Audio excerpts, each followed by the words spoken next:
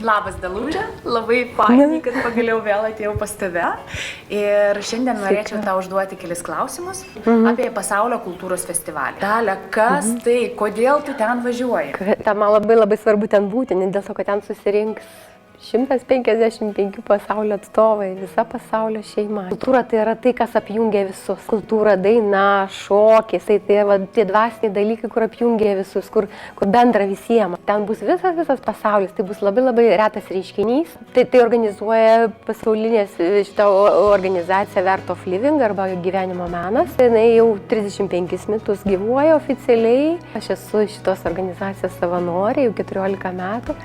Atėjau į šį kelią, tiesiog, taip, atvijo mane nelaimės, bėdos mane ir fizinė prasme tas nelaimės buvo, ir tokia dvasinė, emocinė prasme. Atradau save šitam kelyje. Žmonių, kurie eina dvasiniu keliu, daugėja. Tai yra taip smagu ir taip būti su tais visais žmonėm, kurie siekia šviesos, kurie siekia pasaulį ramybės. Dalia, ar tu tiki, kad toks festivalis gali padėti ne tik žmogui, bet ir visam pasauliui? Aš tikiu, aš labai 100% tikiu, ne vieno nėra procentuko, kur aš netikėčiau, 100% aš tikiu, kad tai labai stipriai padės. Vienas, kaip sako, tas drugelio efektas, nes plasnoja drugeliais ir kitam jau pasaulio gale vyksta kažkas tai, ne?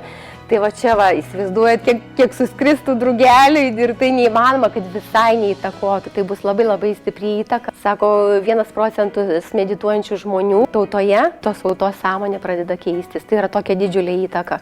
Tai va tokia įtaka, ta prasme, ir bus to šviesos link tas festivalis.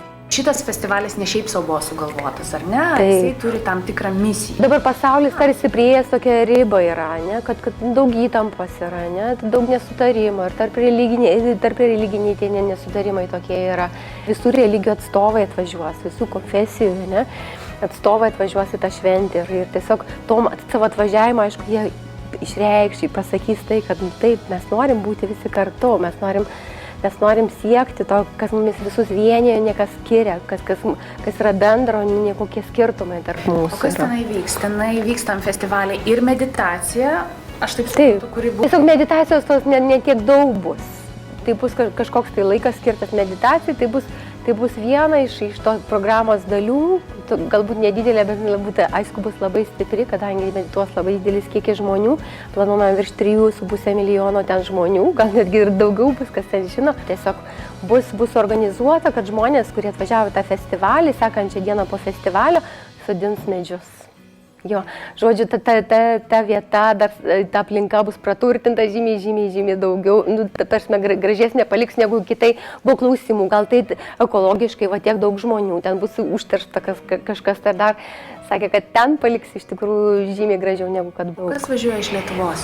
Kam svarbu, būtent tie dalykai, tai ką, tas susiklausimas, bendrumas, negirdėjimas viens kito. Kažkas pamatė šitą video ar pamatė kažkur tai informaciją ir norėtų dalyvauti tame festivalyje. Ką jie turėtų daryti? Jie turėtų tiesiog įeiti į gyvenimo meno mūsų puslapį, gyvenimo menas LT. Ten yra kontaktai, ir tais kontaktais tiesiog pasiskambinti ar parašyti ir gausi visus norimus atsakymus. Aš kaip suprantu, žmogus, jeigu jisai ten važiuoja, jisai pats turi pasirūpinti kelionę pirmyn atgal, gyvenimu. Mes galim padėti tam žmogui, mes galim nukreipti, mes galim patarti, nes yra daugelis žmonių keletą kartų buvę ir tiesiog savo patirtim dar pasidalinti. Jeigu žmogus nežino, neapsisprendžia, jam kažkokiu tai dar kažkokių papildomų klausimų kyla. Gal gali trumpai pasakyti, kas yra festivalio dvasinis lyderis, kas jisai toks? Tai šitos organizacijos įkūrėjas, Art of Living, gyvenimo menas, lyderis ir įkūrėjas, ir Ašiši Ravi Shankaras, tai jisai pasaulyje žinomas, labai gerai žinomas žmogus, pasaulinis švietėjas, humanistas, atvėręs daugelį žmonių, sugrąžinęs juos šviesiam, gražiam, nuostabiam gyvenimui.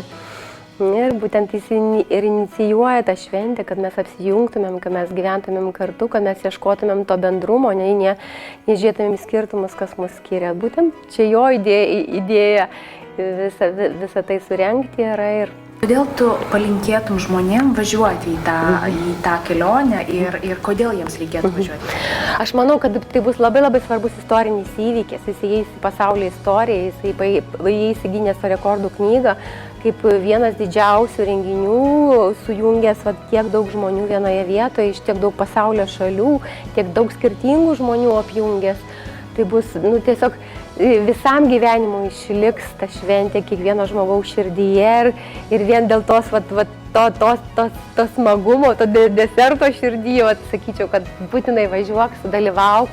O kas labiausiai tau būtent sužavėjo tave tam festivalį, kada tu buvai arba Indijoje, arba Berlyne? Man labai sužavėjo tas visų šviesumas, tas, kad žmonės visi šviesus, kad linksmi, kad laimingi, o ta šviesa pasisklinda, eina visur, tai yra energija, ne, kuri tiesiog apkabina kiekvieną, pastiprina, ne, pakilėja labai stipriai. Visa, kas geriausia ten yra, šypsenų daug, labai daug džiaugsmo, labai daug meilės, labai daug šviesos, šilumos. Vienoje vietoje visą tai sukoncentruota tiesiog. Važiuokit, kiekvienas, kas tik tai galit ir kas negalit, raskit galimybių. Kviečiam jūs visus į festivalį.